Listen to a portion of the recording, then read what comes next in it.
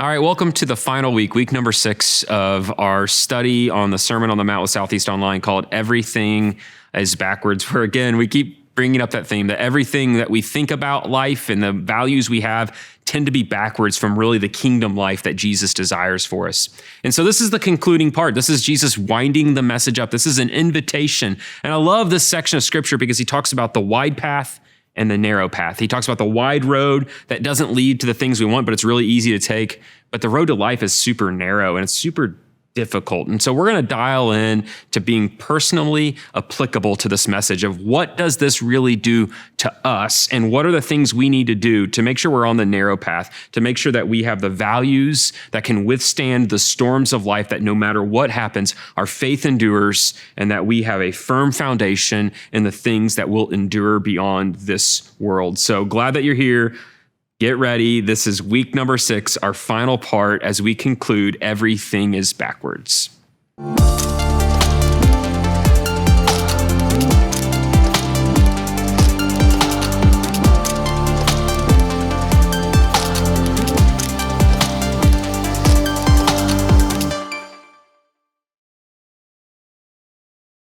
All right, guys, so we're concluding this week the Sermon on the Mount. It's the conclusion. It's driving everything to kind of this culminating moment with this.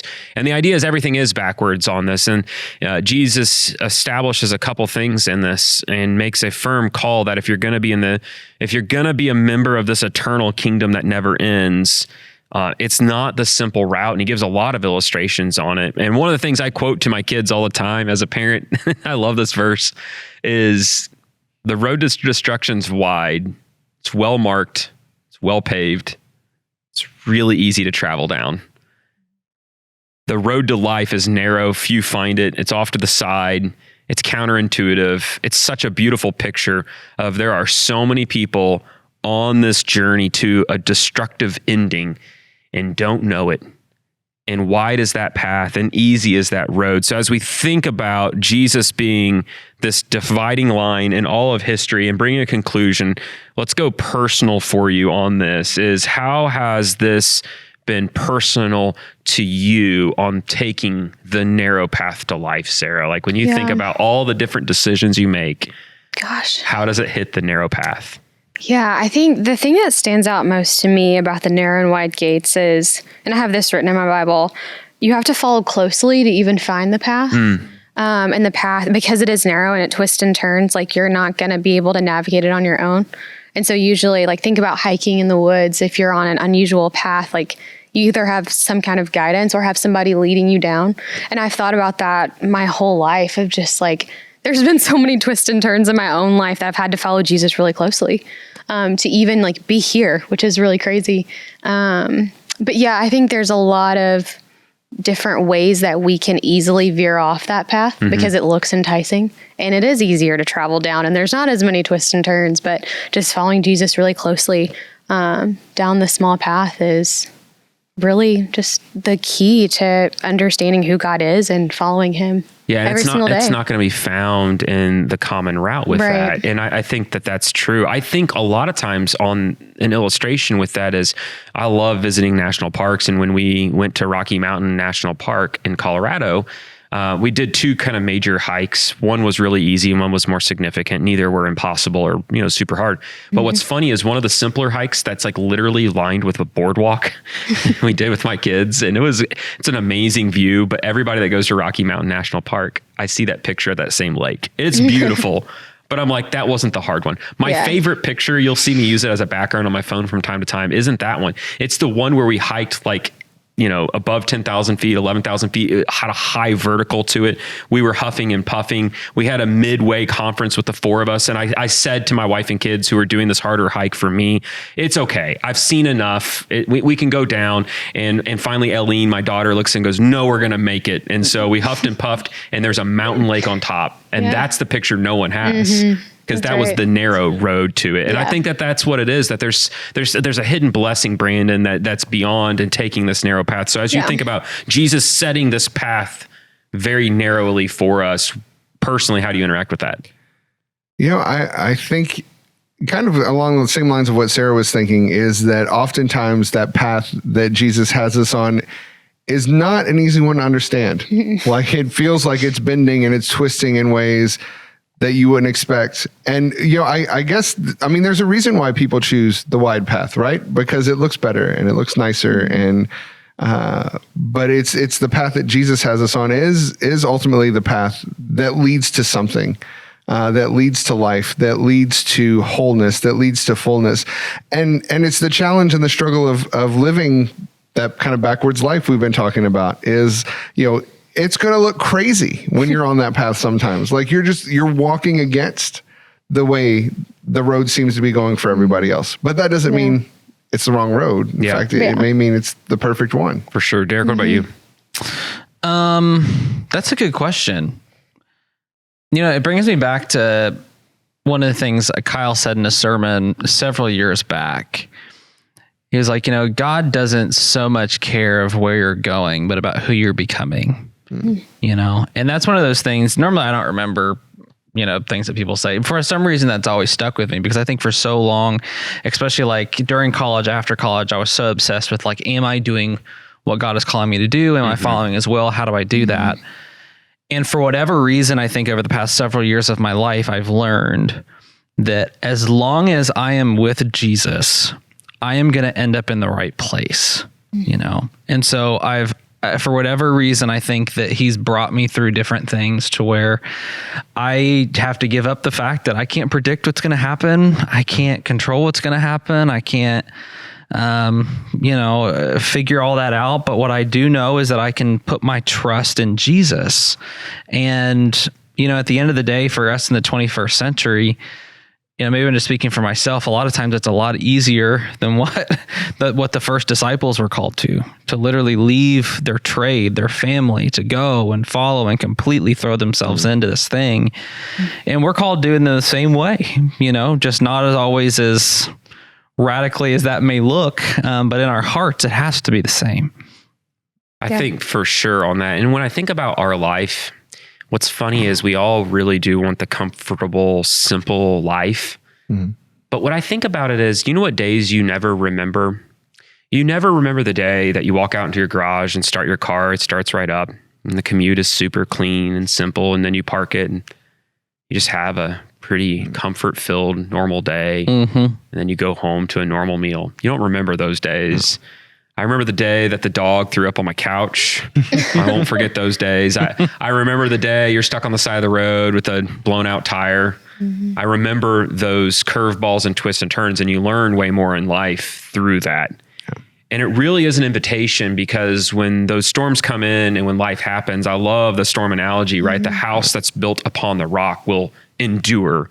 And so a lot of what these values are pursuing a relationship that will endure with God through the twists and turns of life that will happen, and that your relationship with God is going to endure through that. And so as we look through it with an endurance lens, and we think about these final verses helping us to pursue a relationship with God over religion, over anything else. How does that inform your personal faith, Sarah? Like when you think about it in those terms, what's it make you think? Gosh, I think just growing up in the church, I was so heavy on religion and light on relationship. And I think this is so freeing for the people who would have been deep in religion, but it's also way harder because relationship takes a lot of work. You have to be more vulnerable. You have to work at it. And it's interesting because it's just occurred to me, I don't know why, but when you're building a foundation on rock, you have to take time to set the foundations deep in that rock. Yeah, it's slower. It's slower. And it's so this whole Sermon on the Mount is culminating to this moment because he's saying those spiritual disciplines that you're going to work really hard at, it's going to matter down the road. And especially like if you're building on sand, it's going to wash away. And just like that really surface level theology or your beliefs aren't going to work. You got to sink your roots down really deep. You reminded me of my brother who literally built a house, and I walk into it completed for the first time. It's a cool house. And he slaps the side of the wall and he goes, "These are built with 2x6s, not 2x4s. It's not going anywhere." He was so proud of that. And he made that investment, which is more expensive, but that's what you're talking about. You're not gonna have a house built with a 2x4, No. which is what I'm sure all 4 of our houses are built with. And probably all yours. But he did that. And I think there's so much truth in taking that time, because it is the heavy lifting. Derek, how about you personally? Yeah, I think exactly what Sarah's saying, where it's something that Sarah said 3-4 weeks ago in our study, was that like those spiritual disciplines to stay on the track of making sure we're following Jesus. A lot of times we can't see the fruit of it. It's like exercising, to where you're doing this exercise that is building these muscles or doing things for your body that you don't necessarily see the benefits of right away. And literally each and every one of us, if like you start a new workout program or a diet or nutrition plan, whatever it may be, if we don't see results in like a short period of time, very easy to quit. And so in terms of endurance, like I have to remind myself that we're just in it, right? That we're just in it. And I know, Steve, like you've had experience running a marathon, and I tried to get into doing like distance running last year, and I got up to like 9 miles was the most. And what helped me, the hardest thing for me in running distance wasn't the toll on my body. It was the toll on my mind. It is. Yeah. It was a toll on my mind. And I noticed every time that I would be counting the miles, the harder the run felt. But the more I just accepted that, hey, I'm just in this and I'm going to try to enjoy it, and I'm just going to be a part of what's going on in this whole 9-mile journey, it's amazing how much of a better experience it was. And so I try to do the same thing. In my relationship with Jesus, is realizing that I'm going to be in different seasons. He's going to take me through different struggles. And at the end of the day, my job is to learn to trust him. Yeah. I think one of the things I think about with this is God's not fooled like by our attempts to puff ourselves up. You know, he's we're not going to trick him. and it's just over and over again. There's so many things where like, you know what? We fooled him. We fooled him. Like, he doesn't really know the real truth behind the scenes. He knows it all with all that. And to use the house analogy again, I think, and Jesus uses this house analogy here, is we just went through this journey of buying a home. We probably looked at 50, 60 homes because real estate's crazy right now. And what's funny though, is when you start going to homes, you get really good at it, because I'm looking at a very narrow price point, narrow location. And very quickly I could tell lipstick on a pig. Like, you knew the DIY ones where you're like, it was like me trying to do it. And I'm like, yeah, it wouldn't be a good plan. And you could just start seeing through some of the things very, very quickly. And it was sort of like, well, they won't notice the real problem if I do this, a fresh coat of paint, on a problem. But those may work in real estate from time to time, but ultimately it won't. And really, that's the hard parts of life, help to declare that and reveal those parts of our lives that aren't adding up, that don't mess up, that we're relying on puffery instead of on the foundation. What about you, Brandon? So I want to paraphrase Tim Keller a little bit, which took to week 6 for me to quote Tim Keller. So I feel pretty good about that. But I was listening to a sermon of his recently where he talked about the difference between religion and relationship. And his idea was basically that religion is that God is useful, that he's useful for me, and that he does good things for me. But that relationship is that God is beautiful. And he said there's a big difference there. Because once God stops becoming useful, if you're practicing religion, then what's the point? Yeah. Like, why follow him anymore? But once you start to see that relationship and understand, no, it's not that God is useful, it's that God is beautiful and he's worth following just for who he is, then that makes it easier when you walk through times of difficulty and times of storms, like Jesus talks about here, is that I don't have to sit here and feel like the house is falling down, because I have my gaze fixed on someone who is more magnificent than anything I can imagine. And I think that's ultimately, what Jesus is calling us into here at the end of the Sermon on the Mount, is just to remember that, ultimately a storm is coming at the end. But the storms we go through in life, they're going to knock us down and they're going to threaten to blow the house down around us. But if we've dug down into that rock and we've built our foundation there, then it's going to stand and it's all going to be okay in the end. And that's, I think, the hardest truth to hold on to sometimes when you feel, when you hear the 2x6s creaking and you feel the shingles getting torn off the roof and it feels like everything's going to fall apart on you, just to focus your gaze on the one who is more powerful than anything and just know, okay, he's got this and it's going to be all right. Yeah, I think that's a good word. Yeah. So as we conclude this and bring conclusion to the Sermon on the Mount, this call for the dividing line for our foundation to be where it needs to be, that we're not going to be foolish with it. I want you guys personally to interact with this now. Kind of the final thing, as you bring a summation to the last 6 weeks of this key teaching, I want one takeaway kind of from each of you personally of like, what's your one thing you're going to say, all right, I'm walking out of this, Derek. I'm walking out of here, and this is kind of what I'm thinking of. If I had to choose one thing that I'm thinking about from all of this, is just like what Brandon just said, like the difference between religion and relationship, that it really is beholding the beauty of God, and just how Jesus is personified all the way through the Sermon on the Mount, and that I have no ability within myself to be that way, but that he would include me. That each and every one of us, whether we believe it or not, are those people that are, unimportant, right? Sitting there on that hillside listening to Jesus. And so I think it's just a reminder for me of putting myself back in that place of like it's my job to follow and obey and not to be the one that's creating that. Yeah, that's good. Sarah? Yeah, I think a lot of mine is similar to Derek. I keep going back to verse 3 of chapter 5 of the Beatitudes, where he just starts off with, blessed are the poor in spirit. Or as I said a few weeks ago, like, blessed are those who have nothing to offer. And so I just think of myself and think of, oh my gosh, like I have nothing to offer Jesus. But like Derek said, this whole Sermon on the Mount is about him and how he's inviting us into that relationship with him. And it's funny, as Brandon was talking about the storm, there's a quote, I can't really remember how it is, but it's like you're either in a storm coming out of one or about to go into one. And so it's such a sweet reminder to have those foundations deep, like really set your foundation only on a like solid bedrock, but on the rock. Those spiritual disciplines are worth it. And so it just all ties together. And like Derek said, like it's all about Jesus and just following him really well. Brandon, what's your final quick thought?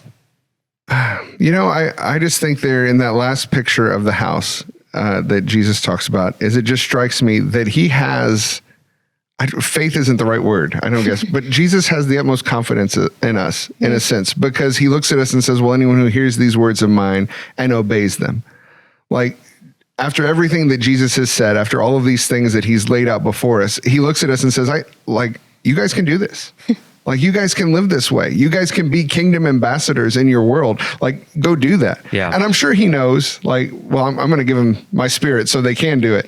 But there's this element where Jesus is saying, like, hey, you guys can be this. And this is not beyond the pale. Like, you can reach out and you can become kingdom people in a fallen world. I love that. And, I think for me, my final thing that I think of, which helps me out more than any of it, which is a little different than what you guys said, which is I'm not going to fool God. I'm not going to trick him. I might as well be honest. I might as well be sincere and honest and confident in my weaknesses. There is a grace that's there, and there is a confidence to approach God that I don't have to rely and puff myself up and cover for my sin, because it's not possible. So I might as well be sincere. And I think that sincere approach is the bedrock, is the place of authenticity that this is driving us towards, is we might as well know we are not God. We don't measure up, and we should sincerely approach the one that can give us the confidence to approach him on the final day, where he can say, well done. I know you. You are my child. I'm glad you're here.